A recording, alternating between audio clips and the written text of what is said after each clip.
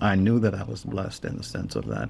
And the first day that I went to work for Richard Avedon, uh, I was cutting film, I think, at the counter one day, and Truman Capote walked up and said, "That's interesting work you're doing there," or something to that effect. The next night, Leonard Bernstein walked in. Really? Yes. And it was the flow of all these personalities coming in. And because of I didn't have any really interaction with these people, but it was being in that surrounding. Right. My job at the studio was mixing chemicals, cleaning the bathrooms, sweeping the floors, getting breakfast in the morning, Right. and the challenges of cleaning the studio and doing that. That was my first introduction, which is not at all what I thought it was going to be. I thought Mr. Avedon would hand me the camera at some point and I'd shoot some pictures, he'd shoot some pictures. Reality said, no, that's not how it works. Welcome to Dustin's Kaleidoscope, the show where we explore the journeys and insights of inspiring individuals from all walks of life. Each episode, we bring you stories of perseverance, creativity, and leadership to provide you with new perspectives. I'm your host, Dustin Dumas, and today we have a special guest whose story is sure to captivate and inspire. Dwight Carter is a seasoned photographer with an impressive career. So let's get started. Hi, I'm here with Mr. Dwight Carter, and he is a photographer. He's been a photographer for many years, and we're going to discuss why you started photography. So take us back to the beginning. What was your interest in photography? Grew up in California. I have an older brother who my parents gave a photography kit to, and he was interested. We were both youngsters at that time. And my brother did it for a while and finally gave it up, moved on. And I picked it up and found that I enjoyed it. And then in high school, I did a little photography there, took photography class, worked on the journal, that type of thing. Right. And I found it interesting. And I found that when I had a camera in my hand, people would talk to me. Really? Because I was relatively shy. Okay. But I found that when I had a camera in my hand, the girls would talk to me, and the guys. I had friends, but it was more interesting what the girls did in regards to her. So I found I felt good about that. And then when I came out of high school, it was like, at that particular time, it was like, what are you going to do as a career? Okay. It was very serious in my family that I had to have a career doing something. And during that time, you get a job at the post office, you get a job as a school teacher. My parents were both educators. Okay. From Alabama. And so I knew that I did not want to go into those fields again. And so I went to a junior college to find out what I wanted to do and took different classes. And in taking the different classes, I found that I was not terribly good at any of them. That the idea of becoming a lawyer or a psychologist or a school teacher was not going to work. Couldn't stand blood, so I knew that was not going to work either.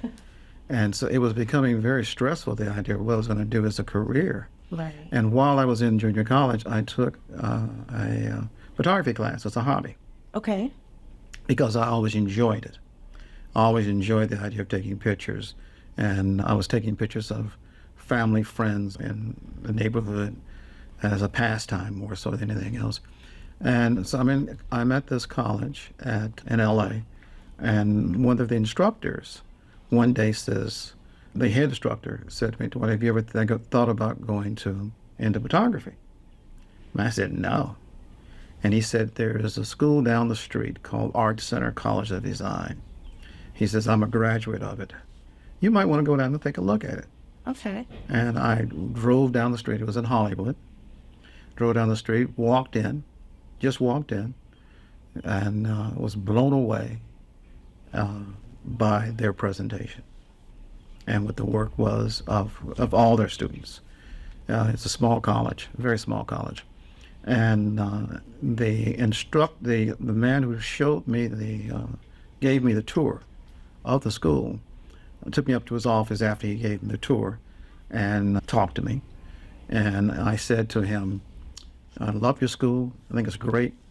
But as a black man, will I be able to make a living in the future. Okay. Because I don't know any black photographers. Right. Not really, you know. Right. And he was very quiet, and he said, turned to me and he said, if I were you, I'd be more concerned about getting through the school than the idea of making a living. If you get through the really? school, you'll make a living. Okay. And I was like, oh, that makes sense. Right. I didn't understand it totally, but it turned out to be the truest thing that he could ever have told me. If he had told me anything else, he would have lied. Okay. And at that point, I made the commitment to go to the school, and that was the beginning of my career in photography as a professional. The school was a commercial art school. It was not a fine art school. It dealt with. It was the only school at that time that had automotive design. If you graduated from this school, you were guaranteed a job at General Motors almost. Really? Okay. Because it was the only school that had automotive design at that time, or one of the few. And so I spent the next it was a 2.5-year college. You went year round. Oh, so no breaks during summer. No summers. You just went you went 7 days a week, 6 days a week. Oh, okay. So You had only one day. class a day. Oh, Class okay. started at 8 o'clock in the morning and ended at 5.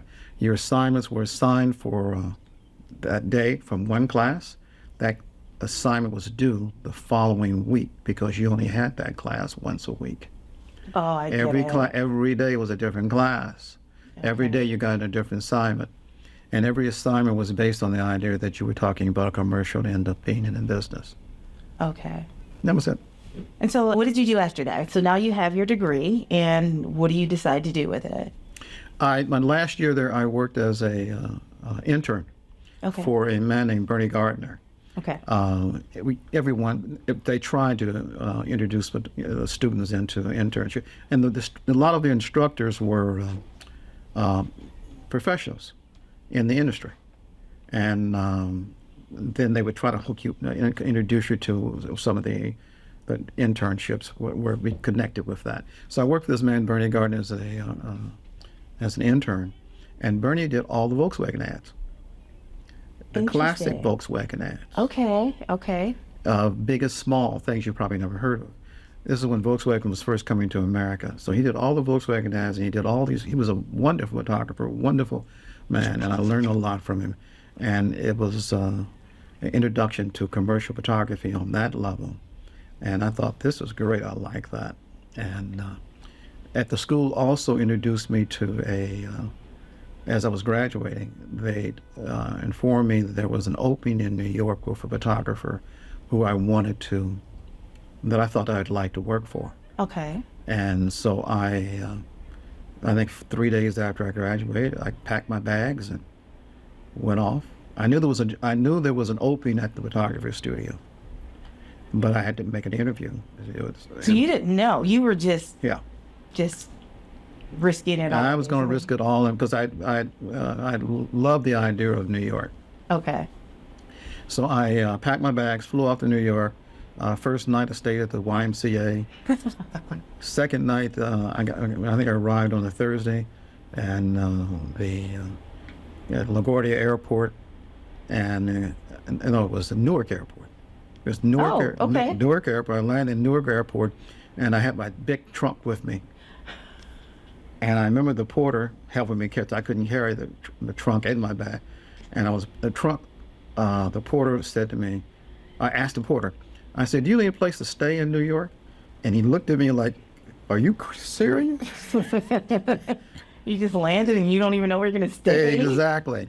My aunt, who was a wonderful lady, she had made reservations for me at the YMCA. Oh, okay. And I wasn't keen about staying there, but she had fortunately made reservations for me to stay there. Right. So I stayed there. That Monday, I was able to I had made an arrangement to have an interview on Monday. Okay. With this photographer. Okay. And I went in to see the studio manager. And Monday afternoon, they called me to come back for another interview with the photographer to actually get approval. Right. And that Monday afternoon, I got a job. The day of? The day of. That's pretty amazing. You must have really demonstrated that you had a lot of initiative, obviously, to go across the entire country, but also your skills. No, I think it was more about just the chutzpah thinking that I could do it, not knowing that I couldn't do it. And so I started the next day. That same day, that same Monday, during the day, I went to see an apartment and got a room in this lady's apartment, so I had a place to stay. I thought that's the way things were supposed to work. I was just going to ask you that. So you just basically bypassed the why. I stayed there one night. One or 2 nights I stayed there, and some friends invited me up for the weekend. From California. Okay. Up in Westchester. I went to stay with them for 2 nights. They gave me the name of a lady they knew who lived on Riverside Drive in Manhattan. Okay. And she had a room. And that Monday after the first interview, I went to see the room, took it, and then got called back and got the job. Went down to see the actual photographer. The photographer was Richard Avedon. Oh, yes. And but they didn't hire me because of my portfolio and the reality. Maybe it was because of, it was a combination of the school that I had gone to. Okay. And they knew the reputation of the school, and the studio manager had also gone to the same school. Oh, okay. That's how the school knew that there was a job opening in regards to as an assistant. And so the next day I started working the next day, and that was but I was really in the impression this is the way things were supposed to work in life. So you get here, and within a week, less than a week, that all of this happened. So you're probably thinking like, what are these people talking about as hard in New York? This is pretty simple, Yeah, right. Pretty much so. I mean, it wasn't that, I wasn't that naive, but I knew that it was, I knew that I was blessed. Right. I knew that I was blessed in the sense of that. And the first day that I went to work for Richard Avedon, I was cutting film, I think, at the counter one day, and Truman Capote walked up and said, "That's interesting work you're doing there," or something to that effect. The next night, Linda Bernstein walked in. Really? Yes. And it was the flow of all these personalities coming in, and because of my, I didn't have any really reaction with these people, but it was being in that surrounding. Right. My job at the studio was mixing chemicals, cleaning the bathrooms, sweeping the floors, getting breakfast in the morning, right, and the challenges of cleaning the studio and doing that. That was my first introduction, which is not at all what I thought it was going to be. I thought Mr. Avedon would hand me the camera at some point and I'd shoot some pictures, he'd shoot some pictures. Reality said, no, that's not how it works. It's a little different, right? And so the first job I worked with him, that I started working on at the studio, were the Beatle pictures. Okay. The Solar's Eyes pictures of the Beatles. Okay.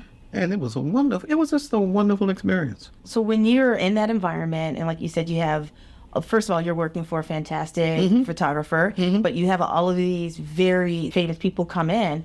Did you feel like I have arrived in a sense, or did you feel like, oh, okay, this is nice, but there's a lot more that I want to do, especially since you weren't actually taking the photos at that point? I was barely able to get into the studio because of the hierarchy. I mean, there were 4 assistants. Oh, okay. There were 4 assistants.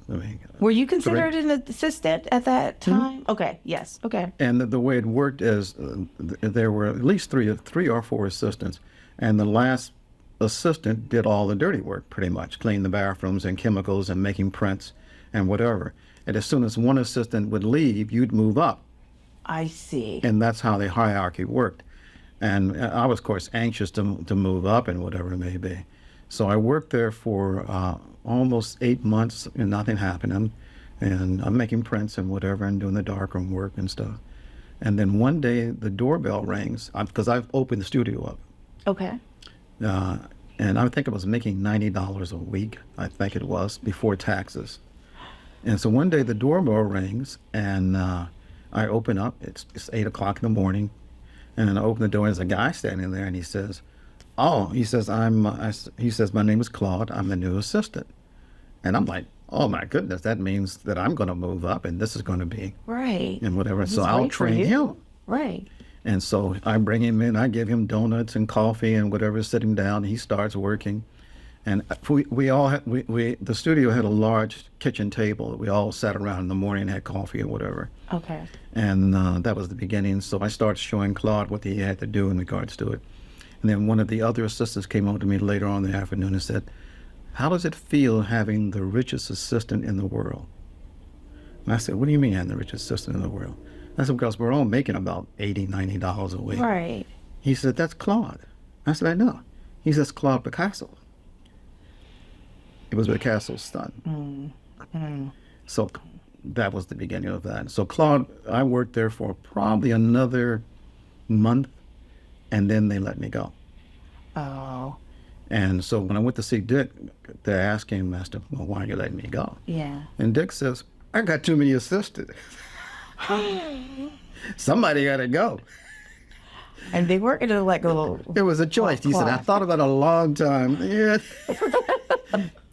It was you or Claude. What it is. So, and when he told me that in that way, I felt better. Okay. I mean, it wasn't a lot better, but I felt better in regards to it. And in the interim, I had been drafted Really? when I was in Art Center. Okay. But because I was in Art Center, I was deferred because when you in school, you were not drafted. But they wrote me a letter in Art Center. The following year, they wrote me another letter. The second year of Art Center. No, after I got out of Art Center, okay. they wrote me another letter. Now I'm in New York. Right. And I'm working for Dick. And I get this letter. My parents sent me the letter that says, you've been drafted again. What are you doing this year? And so Dick writes, he writes a letter saying that I'm a nice employee, I'm a good employee, when I need an employee, blah, blah, blah, and whatever. So I got deferred again. Okay. And around that same time is when Claude comes. So at that point, my life is doing well. Right. I'm moving with this book. We're shooting for Vogue magazine. We're all these different models and everything else, and we're doing fashions and all these great shoots and all these great people. And I said, this may be the way it's supposed to be. So I accept the draft. Not that I have choice, Right. but I volunteer my number to be called up again. Okay. And I'm off to the Army. And I come back to California and I go into the service and take the chances that I would not be going to Vietnam. Okay. And so I go for basic training. Then I'm sent to another camp. And then, of course, I get the notice saying you're going to Vietnam. Oh, wow. So I pick up and I'm shipped off to Vietnam. So I arrive in Vietnam. I thought we'd have to jump out the airplane and run for the shrubbery or whatever it may be, the jungle, and with our rifles and whatever.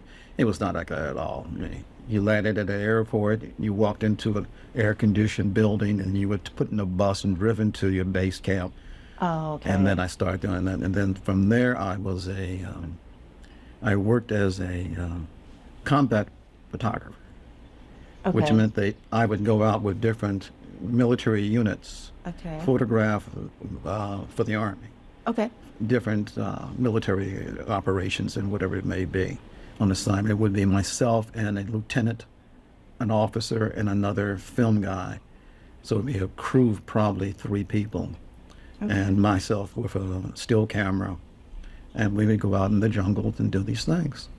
And I did that for about 6 months.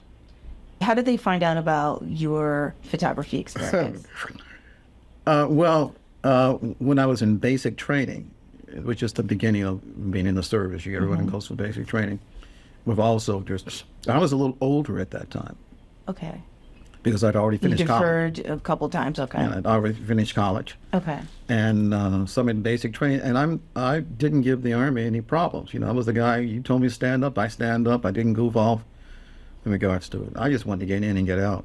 Right. And one day, my drill sergeants, about 3 of them, stopped me in the hallway and said, "Hey, Carter." He says, the commanding officer got a letter from your grandmother saying that you went to Art Center and that you're a photographer and that we should put you in photography.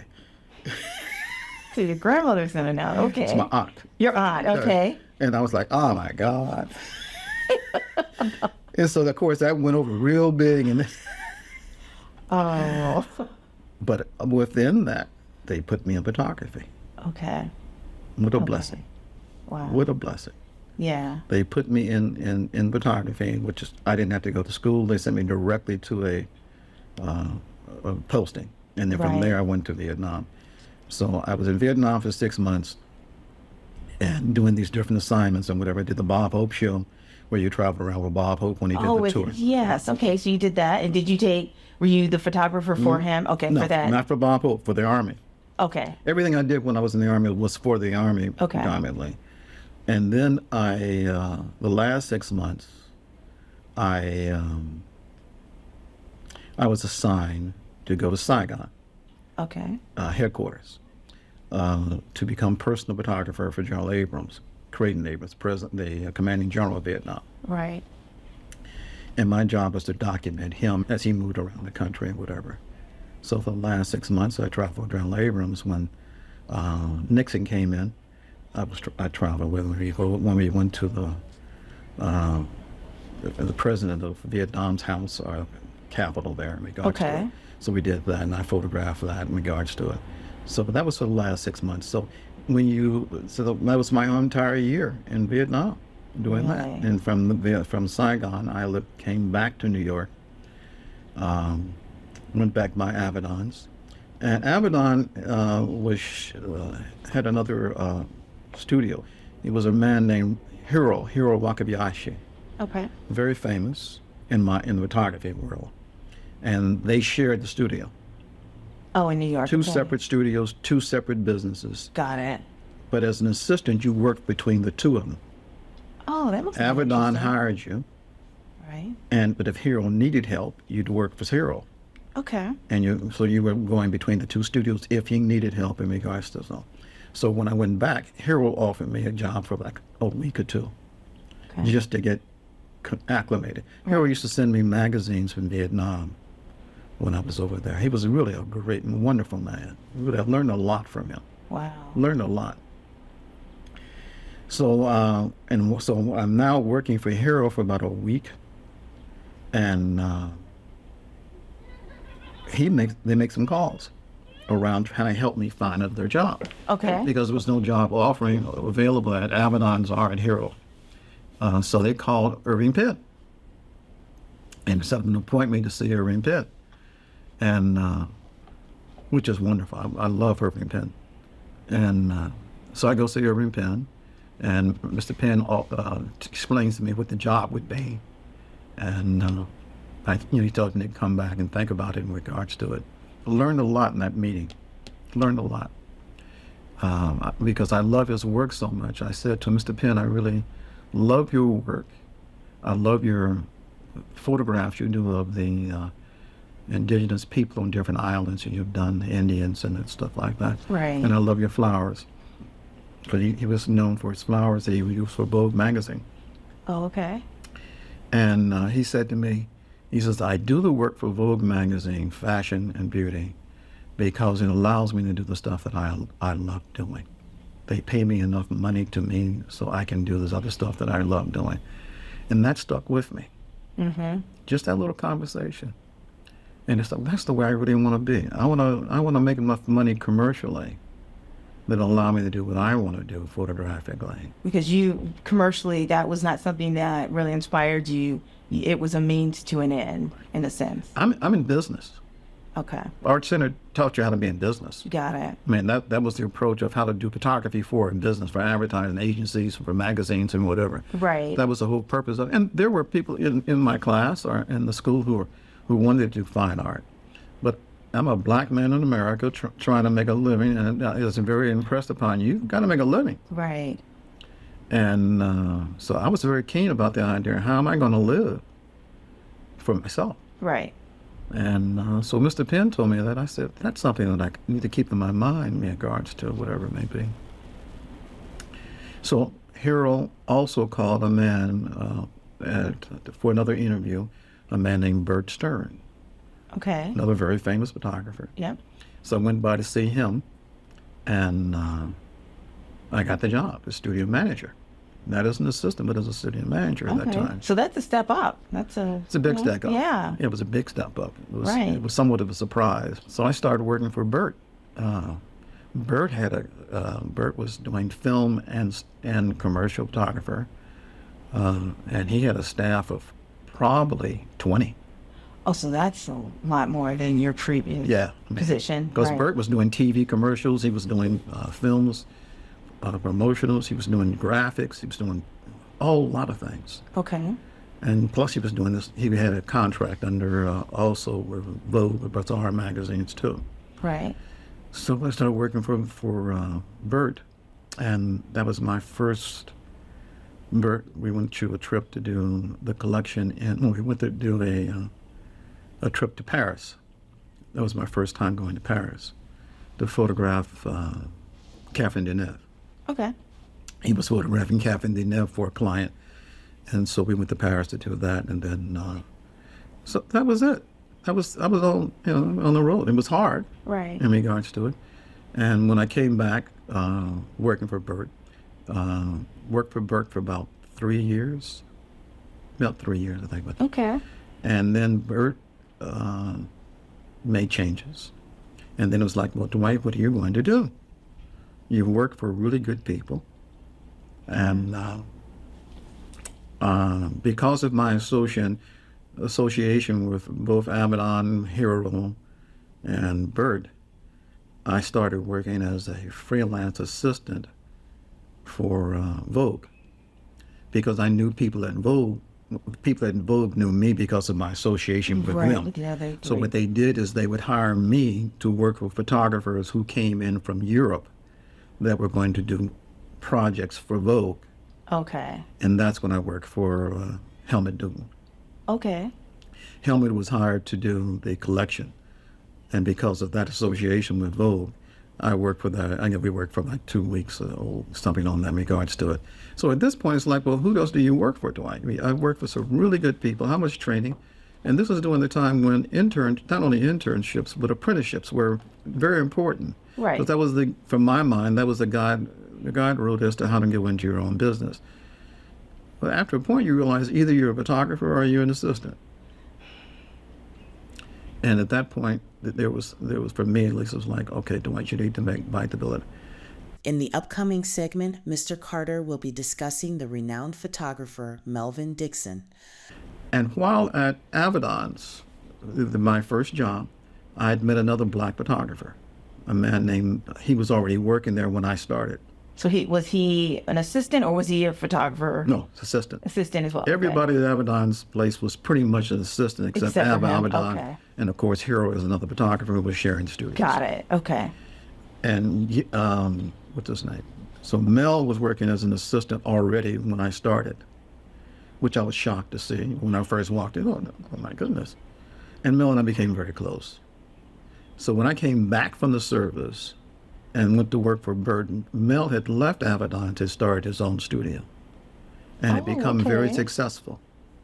Okay. And because we were such good friends, he offered me an opportunity to share a studio with him. That's fantastic. I mean, what a... Right. Again, your foray into photography, once you got to New York, get a job basically the same day, you get housing, you work for the top 3 photographers. Exactly. And then you... That's the way it's supposed to happen. Is it? Isn't it? Is it really? That's the way life is supposed to be. And so Mel made me this offer of giving me the opportunity to share a studio with him. Right. And to help me get started. Okay. Wonderful. And at this point, Mel is kicking it. He is really very successful in the business. He is a photographer shooting for Bazaar magazine. Okay. First black photographer doing covers for Bazaar. Oh wow, that's pretty amazing. For Ladies' Home Journal, not Ladies' Home Journals, for Butterworth Patterns. Okay. Yep. A whole bunch of very high-end. He's doing commercial work. So because of our both experience at Abaddon, that's what we were both in regards to doing. Oh, got it. Okay. So he's doing wonderful work. So we have this big studio on 19th Street in Manhattan, and we're working there. And from there, we stayed together for about 2 years. If you're enjoying today's show, make sure to hit that follow button so you never miss an episode. We'd also love it if you could give us a 5-star rating and leave a review. It really helps us out. And if you know someone who would really enjoy our content, share the podcast with them too. Now let's get back to the show.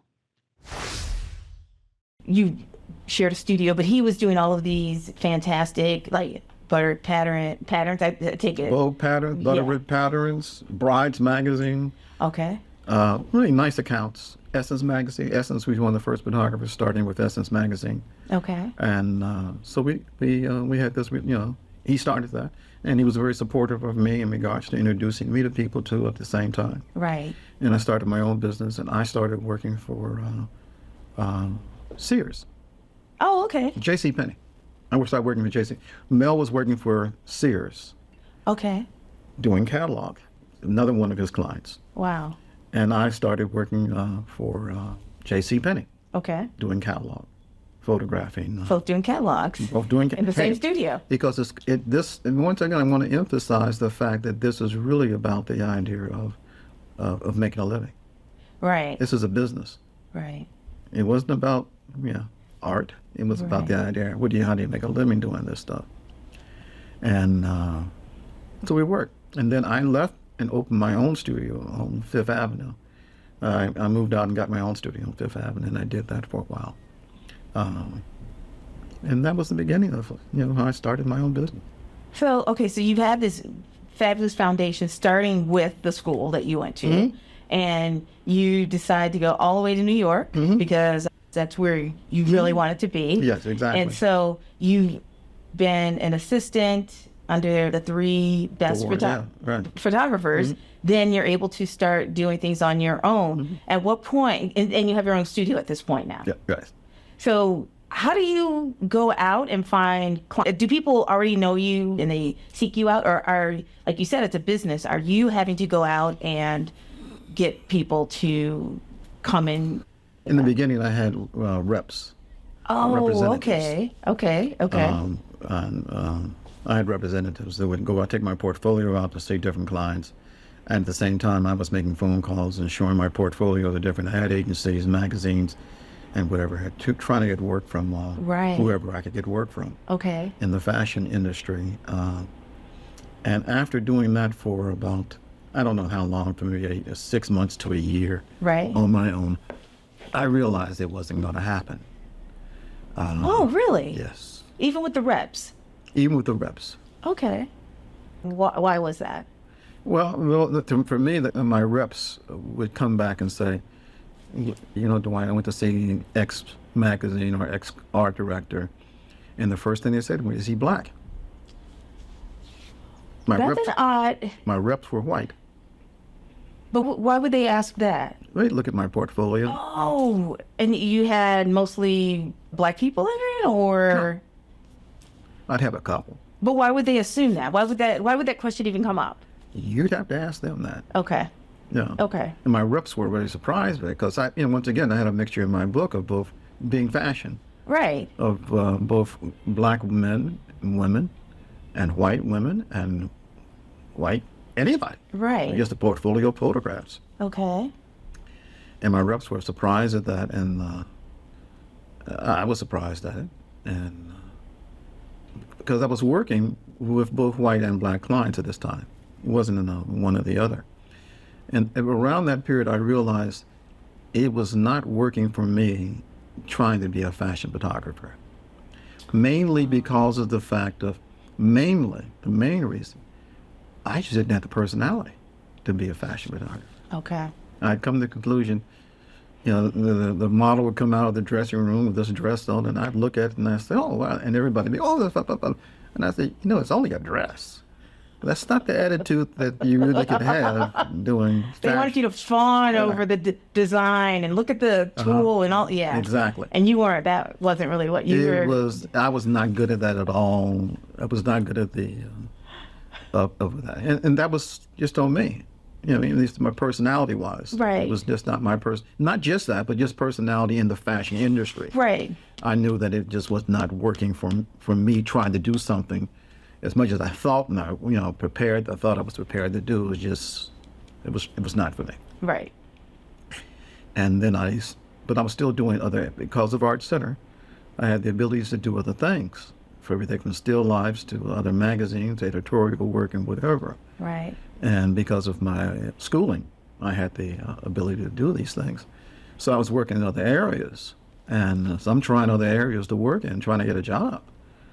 And around that time, I got married, Okay. had a child, and now I've got responsibilities. And it's not about, and once again, this is a business. It's not about just being a single guy who wants to photograph, whatever. And finally, at one point, I started working for Black Enterprise. Black Enterprise at that time was wonderful. It was one of the few publications in the area that if you were a Black photographer of quality, they would give you a chance. They would give you an opportunity to work for them and publish you in their magazine if you presented what they needed to have done.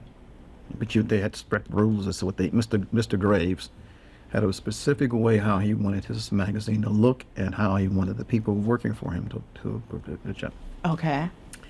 And I fit that. I'm straight in the sense of being not flamboyant. I wasn't about that idea. It was a business for me. Right. And he wanted people who approached it. He wanted you with a jacket and tie when you went to see his clients, people you want to photograph.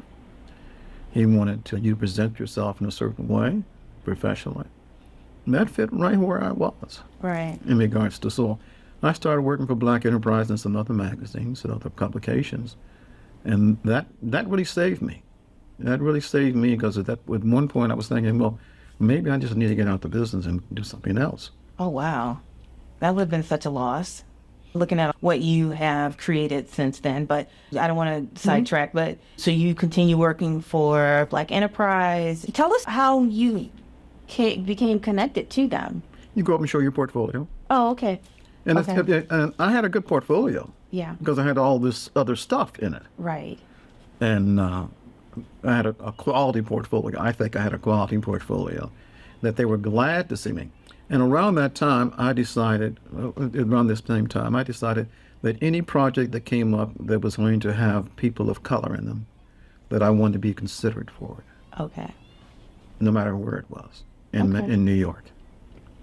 Whether it was an art agency or a magazine or a advertising agency, I wanted to be considered the possibility that I might be able to do the job and compete with anybody else. So I started doing my research. My reps, I had reps still at that time, and I started going up and showing my portfolio to these people. So I started working for Clairol and other magazines. I started working for Essence magazine, Emerge magazines, a lot of magazine work, and then I started working for ad agencies. Ad agencies that was really where I wanted to get to because they paid more money. Then the magazine. Yes, very much so. Okay. Very much so. Okay. So I geared my portfolio toward the ads that I felt that I think I would be good for. Okay. And I presented my portfolio and hoped that I would be able to get photographers, art directors to hire me. And so the difference between the photography you would do with ad agencies versus magazines, is it magazines are more portfolios, like portraits rather, and ad agencies wanted you to photograph a product or campaign? What is the difference? It would be all of that. In other words, if a magazine would hire you, they send you, in those cases, they would send you out to photograph somebody, a person, and pay you very low money. Got it. Whereas an ad agency, many times it would be a great deal bigger project. Because of what I did, I would be photographing people, but it would be in an ad situation. And the work I would do for Clairol, for instance, or the other hair companies at that particular time, it would be the photograph would appear in an ad in some foreign place or another. It would appear in a magazine or whatever it may be. Got it. Like that. And then the money would be a lot better in regards to that.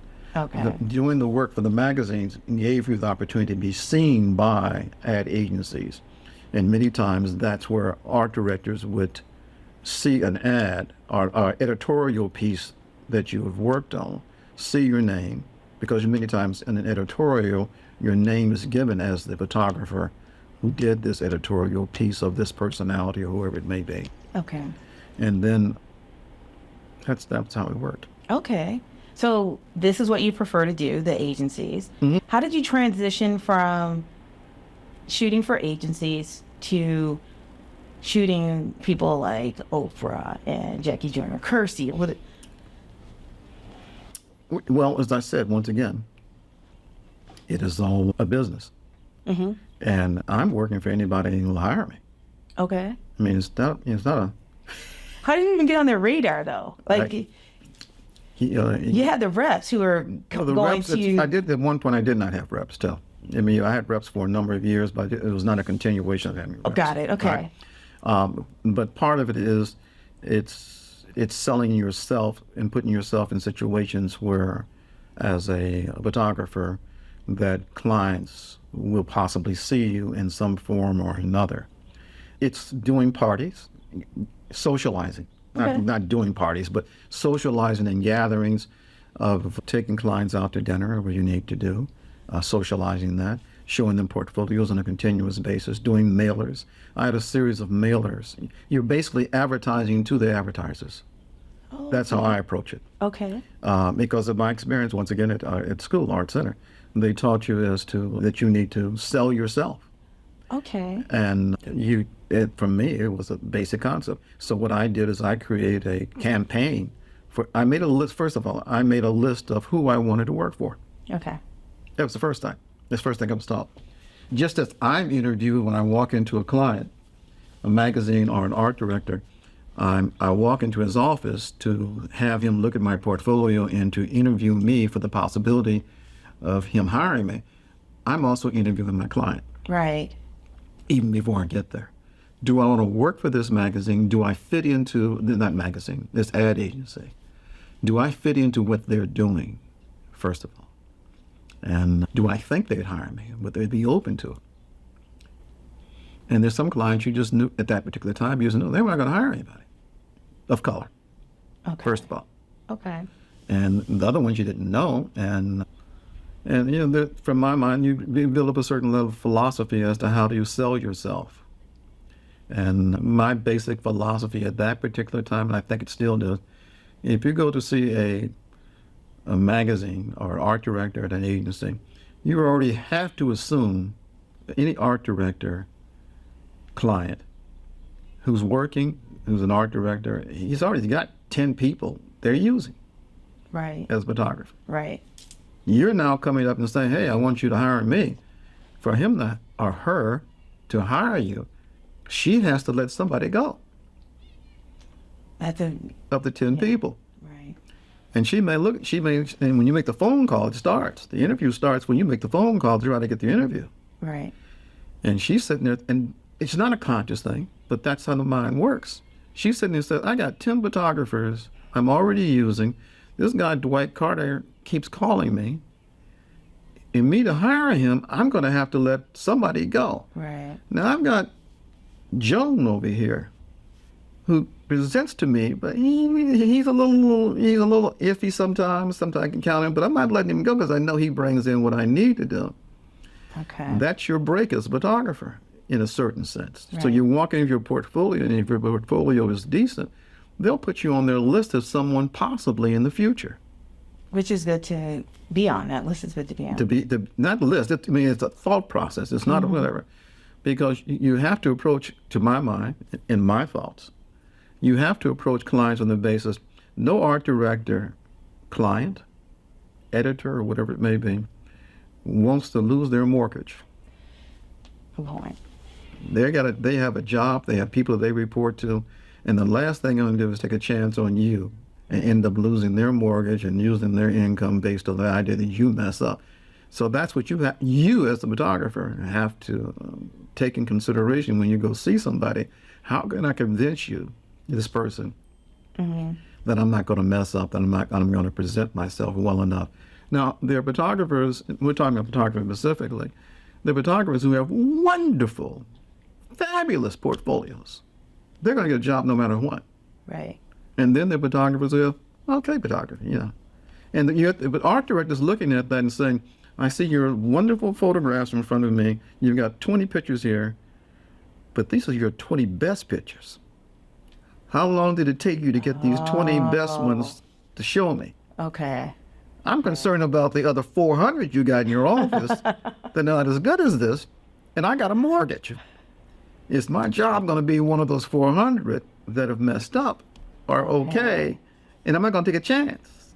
Okay. And most times art directors are going to say, I don't think I want to take a chance. They're going to go with the known entity. I'm going to go with the known entity in regards to it. So you, as a photographer, have to convince this art director to give you a chance in some form or whatever. So one of the ways in which I did it, I created at that time, I created a campaign of promo cards. Okay. That I'd send out once a month. To different creative directors? To art director, whoever I thought I wanted to work for. And basically it was the idea, I'd send them out and with the idea that if you see the consistency of my work, at least my name. I wouldn't call them. I would just send the cards. And after a period of 6 months or whatever, and I based it on the idea that hopefully within a year, I'd get a return. Now, is this something that you did that was unique to how you decided to promote yourself, or was this something that other photographers did? Okay. Other photographers did it, and that was what was happening at that particular time. And there were also books put out just of photographies. Okay. Books that are only, the whole book was just photographers. Okay. Thick books. Got it. So people, like the art directors, could peruse. And the books were given away free to art directors and magazines and whatever, and art directors just flipped through them. That was one way, but to get into these books, you'd pay $2,000 or $3,000 for a page. Okay. And that was one way you could do it. I didn't have that kind of money to do it, but I did have money to be able to. And other photographers, we would create these cards with photographs on them. Okay. Of your work, and you send it to the art director. So each month, was it a different photograph? Okay, so that way you can show them, look, I'm consistently good, not just like you said, the 20 that I'm going to show you during our meeting. Okay. Right. So at what point did you get the interest of someone, like your first person, like a famous person, if you will? Like at what point did that happen? Someone that you would consider famous. I guess, yes, well, there are two things. I would get an assignment from someone like Black Enterprise to go photograph X person who may or may not be famous. And once again, this is after I had made the decisions that I wanted to work in the Black community. Okay. And then also, in general community area, I was working for Clairol and the Ladies' Home Journal and some other magazines, Journal Market stuff. I don't remember the first photograph of that being assigned. Early in my career, in 1970, I photographed Toni Morrison. Okay. Was she like the first person of recognition that you recall? Well, the one thing I can just add to this regards to because I've been thinking about it a lot. You have to remember, first off, from California, I'm young. Right. Relatively young. And there's no internet. So when someone calls me and says, I want you to photograph Catherine Dunham, and you say, oh, okay, I don't know who Catherine Dunham is. Only way you can do it, you ask your client, well, who's Catherine Dunham? The client says, oh, your client, Catherine Dunham, is this fabulous dancer, blah, blah, blah. And then you get the information there. There's no internet to go do any research. The only thing that I would do, I'd go to the library. Okay. And I'd look up. I mean, one of the first assignments they gave me, the photograph of Stanley Turrentine, some musicians and whatever. Right. So and then as you get busy, right. And I started getting busy, I didn't have time to go to the library. So then I had to go rely on my client, whoever it may be, whether it was Essence or whether it was Black Enterprise or whether it is Emerge or whatever it may be, or some other magazines, just to give me information on what the story was of who this person was. Right. And that's how you learn who these people were. And then I finally got to the point where it's like, I need to just walk in and it doesn't matter who they are. Okay. And because of working with for me at least, it started with working for Abrams, Gerald Abrams. Okay. And when I started working for Gerald Abrams, I'm just a soldier. I'm just a soldier assigned to do this project. And I remember once, the key thing in those memories, he was called back, Nixon called him back from Vietnam to come to America for some reason. Okay. So we took him to the airport and got in the car, the Jeep or whatever it was, and drove him to the airplane. He got on the airplane, he got on and went away. And so when he came back a week later, whatever it was, we picked him up at the airport and he got in the car. And I said, General Abrams, how was your trip? And he says, I went to, it would have been nice to stop off in Japan and do a little fishing and do a little, it would have been nice to. In the middle of a war, okay. It would have been nice to, do a little shopping or whatever he says. But when the boss calls, you go. Yeah. And that made me realize, in the conversation we had, everybody's got a boss. Exactly. Here's the commanding general of all military U.S. forces, of all these men in Vietnam, and his boss tells him to get up and get back here. He gets up and gets back there.